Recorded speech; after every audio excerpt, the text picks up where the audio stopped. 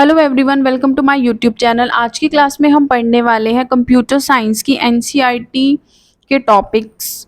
Class +1 की जो NCERT है आज से हम स्टार्ट करने वाले हैं। इसके जो कंसेप्ट हैं और एमसीक्यू हैं जो हमारे टीचिंग एग्ज़ाम में और जो +1 क्लास के एग्ज़ाम है इन सब में काफ़ी ज़्यादा हेल्पफुल रहेंगे। एक बार टॉपिक को कवर करने के बाद आगे हम इसी टॉपिक से रिलेटेड एमसीक्यू भी करेंगे जो हमें हेल्प करेंगे एग्ज़ाम्स में, जो हम कॉम्पिटिटिव एग्ज़ाम देते हैं, एचटेट हो, सीटेट हो या फिर कोई भी किसी स्टेट लेवल के टीचिंग एग्ज़ाम हो। So now let us start our topic. Computer science में सबसे पहले हमारे पास जो टॉपिक आता है वो आता है कंप्यूटर। जो कंप्यूटर है वो एक इलेक्ट्रॉनिक डिवाइस है दैट कैन बी प्रोग्राम्ड, जिसे हम प्रोग्राम किया करते हैं किस लिए? एक्सेप्ट करने के लिए डाटा इनपुट को। जब हम इनपुट को एक्सेप्ट करेंगे उसके बाद उसे प्रोसेस उसमें लगाएंगे और फिर जनरेट करेंगे रिजल्ट, जिसे हम बोलते हैं आउटपुट। कंप्यूटर में इसके साथ साथ और भी एडिशनल चीज़ें होती हैं, जैसे हार्डवेयर होता है, सॉफ्टवेयर होता है। जब कंप्यूटर के साथ हार्डवेयर से सॉफ्टवेयर सब कुछ इंक्लूड हो जाता है उसे हम फिर बोलते हैं कंप्यूटर सिस्टम। नेक्स्ट पॉइंट हमारे पास है, जो हमारे पास कंप्यूटर सिस्टम है उसके अंदर प्राइमरली कंप्राइज मतलब शामिल। हम उसमें सबसे पहले क्या शामिल करते हैं? सेंट्रल प्रोसेसिंग यूनिट, जिसे हम सीपीयू बोलते हैं, मेमोरी, इनपुट आउटपुट डिवाइस और storage device. All this component function together as a single unit. ये सारे के सारे कंपोनेंट एक साथ काम करते हैं एक सिंगल यूनिट के तरह। किस लिए? डिलीवर करने के लिए डिजायर्ड आउटपुट। जैसी आउटपुट हमें चाहिए जिस चीज की, उसे डिलीवर करने के लिए ये सभी एक साथ फंक्शन करते हैं। नेक्स्ट पॉइंट है, थर्ड पॉइंट जिसे हम बोलेंगे, वो क्या कह रहे हैं?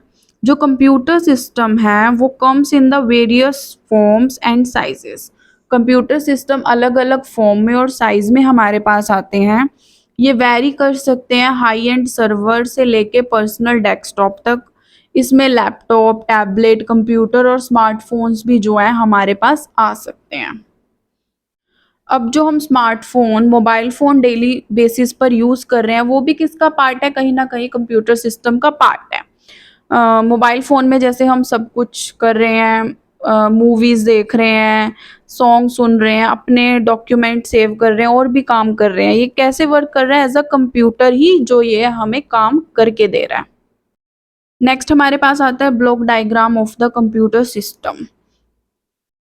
अब हम पढ़ने वाले हैं जो हमारा कंप्यूटर सिस्टम है उसका ब्लॉक डायग्राम। सबसे पहले हमारे पास ये डायग्राम है, इसमें हमारे पास आ रहे हैं इनपुट डिवाइस। इनपुट डिवाइस जैसे कि हम अपना डाटा प्रोवाइड कर रहे हैं with the help of keyboard and mouse.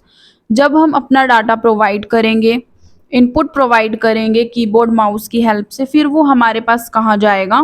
Processing में जाएगा। प्रोसेसिंग कौन करेगा? सेंट्रल प्रोसेसिंग यूनिट, जिसे हम बोलते हैं सीपीयू।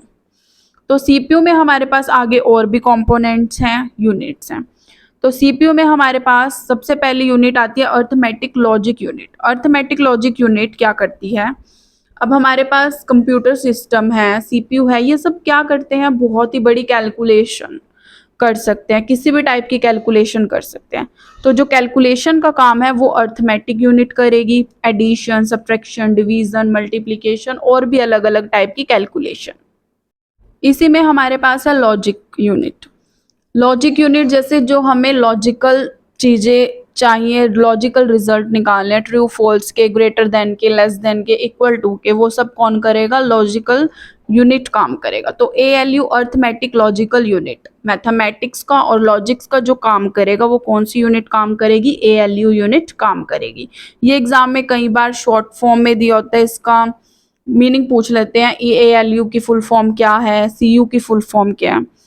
एएलयू के बाद हमारे पास आती है CU control unit. Control unit क्या करती है? सभी प्रोसेसेस को कंट्रोल करती है। कितने प्रोसेस में कितना टाइम लगना है, क्या टाइम पीरियड लगना है, कब इसको करना है, कब नहीं करना है, सो सारा कंट्रोल करने का काम होता है कंट्रोल यूनिट का। अब डाटा परफॉर्म हो गया, कंट्रोल हो गया, उसके बाद क्या हमारे पास आती है? दो मेमोरी, प्राइमरी मेमोरी और सेकेंडरी मेमोरी। कंप्यूटर सिस्टम में हमारे पास होती है प्राइमरी मेमोरी, जिसे हम बोलते हैं टेम्परेरी मेमोरी। टेम्परेरी मेमोरी मतलब डाटा कुछ टाइम पीरियड के लिए सेव हुआ, जब तक उसका काम है तब तक वो डाटा हमारे सिस्टम में पड़ा है। प्राइमरी मेमोरी में हमारे पास आता है रैम एंड रोम। अब अगर हमें वो डाटा टेम्परेली जो डाटा है उसे परमानेंट सेव करना है तो हम यूज करते हैं सेकेंडरी स्टोरेज डिवाइसेस का। सेकेंडरी स्टोरेज डिवाइस जैसे हमारे पास आ गई हार्ड डिस्क। ये हमारे पास जो था सीपीयू का ब्लॉक डायग्राम है। उसके बाद सीपीयू में जब डाटा प्रोसेस हो गया तो उसके बाद हमें जो है डाटा उस डाटा का रिजल्ट प्रोवाइड किया जाएगा। वो क्या प्रोवाइड करेगा? आउटपुट में। आउटपुट हमें जैसे मॉनिटर पर आउटपुट मिल गई, प्रिंटर की हेल्प से आउटपुट मिल गई। तो इस तरह से जो था ये कंप्यूटर सिस्टम का ब्लॉक डायग्राम वर्क करता है। अब हमारे पास जो है ये थोड़ी थ्योरी है सीपीयू की, सेंट्रल प्रोसेसिंग यूनिट की। तो सीपीयू क्या है? एक इलेक्ट्रॉनिकली सर्कुलेटरी है कंप्यूटर की, जो कैरी आउट करता है एक्चुअल प्रोसेसिंग। मतलब जो एक्चुअल प्रोसेसिंग होगी हमारे कंप्यूटर में वो कहाँ होगी? सीपीयू के अंदर होगी। ये से हम ब्रेन ऑफ कंप्यूटर भी बोल देते हैं, और कॉमनली जो सीपीयू है उसे हम प्रोसेसर बोलते हैं। नेक्स्ट पॉइंट हमारे पास है फिजिकली जो सीपीयू है वो उसके अंदर प्लेस होती है एक या एक से ज़्यादा माइक्रोचिप्स, जिसे हम इंटीग्रेटेड सर्किट भी बोलते हैं। इंटीग्रेटेड सर्किट में क्या क्या शामिल होता है? उसमें शामिल होता है सेमीकंडक्टर मटेरियल्स। जो सीपीयू है उसे इंस्ट्रक्शंस कैसे दी जाती है? उसे इंस्ट्रक्शन और डाटा दिया जाता है through the program. CPU fetch करता है उस प्रोग्राम को, डाटा को मेमोरी के अंदर से, और उसमें परफॉर्म करता है अर्थमेटिक एंड लॉजिक ऑपरेशन, जैसे कि हमने जो इंस्ट्रक्शन है वो प्रोवाइड किया।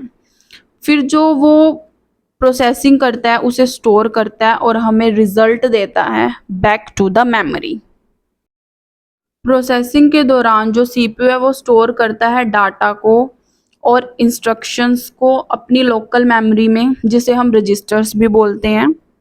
नेक्स्ट पॉइंट हमारे पास है जो रजिस्टर है वो पार्ट होता है सीपीयू चिप्स का, और इसका क्या है? लिमिटेड साइज होता है और नंबर होता है। डिफरेंट रजिस्टर यूज किए जाते हैं स्टोर करने के लिए डाटा को, इंस्ट्रक्शन को और उनके रिजल्ट को स्टोर करने के लिए। अदर देन रजिस्टर जो सीपीयू है उसके और भी कंपोनेंट होते हैं, जैसे अर्थमेटिक एंड लॉजिक प्रोग्राम।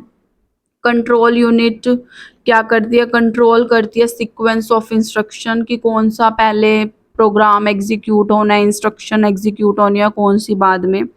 फिर इन इंस्ट्रक्शंस को जो है प्रोसेस किया जाता है, गाइड किया जाता है। इनमें डिफरेंट ALU लगाए जाते हैं, और उसके बाद फिर इनपुट आउटपुट हमें, उसके बाद जो प्रोसेस हम लगाएंगे उसके बाद हमें आउटपुट प्रोवाइड की जाती है।